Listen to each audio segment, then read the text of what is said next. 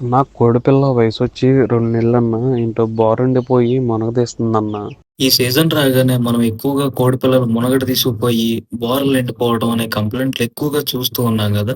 So, ఇలా ఉన్నప్పుడు కోడిపిల్లకి మనం మెడిసిన్ ఎయ్యాలనుకున్నప్పుడు ముందుగా కోడిపిల్ల హెల్త్ కండిషన్ మనం చెక్ జేయాలి. కోడిపిల్ల హెల్త్ కండిషన్ అంటే కోడిపిల్ల మునగట తీసుకుంది, డల్‌గా ఉంది అనేది హెల్త్ కండిషన్ గాదు. డిసీజ్ వచ్చిన ఎప్పుడుకైనా ఏ డిసీజ్ అయినా గానీ ఖచ్చితంగా కోడిపిల్ల మునగట తీసే ఉంటది. ఫస్ట్ డిసీజ్ గురించి అనలైజ్ చేయాలి. అంటే కోడిపిల్ల బోరెండిపోతుంది, మునగట తీసుకుంటుంది. దీనిలో ఏం చెక్ జేయాలంటే, కోడిపిల్లకు బాడీ టెంపరేచర్ ఉన్నదా? టెంపరేచర్ లేకుండా నార్మల్ టెంపరేచర్ ఉన్నదా? ఒకటి.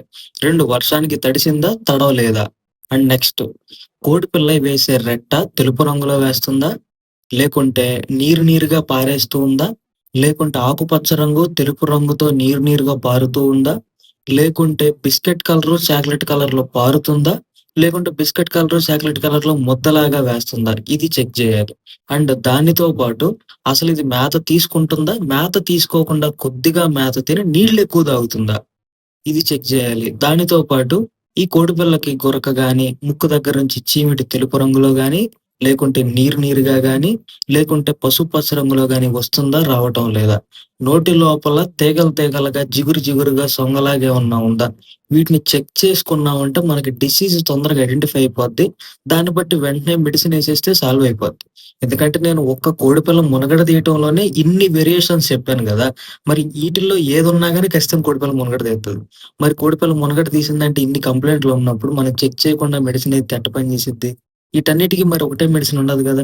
ఒక్కొక్క డిసీజ్, ఒక్కొక్క సింప్టమ్‌కి, ఒక్కొక్క వేరియేషన్‌కి ఒక్కొక్క మెడిసిన్ ఉంటది. మరి వాటిని చూసి కదా మెడిసిన్ ఎయాల్సింది.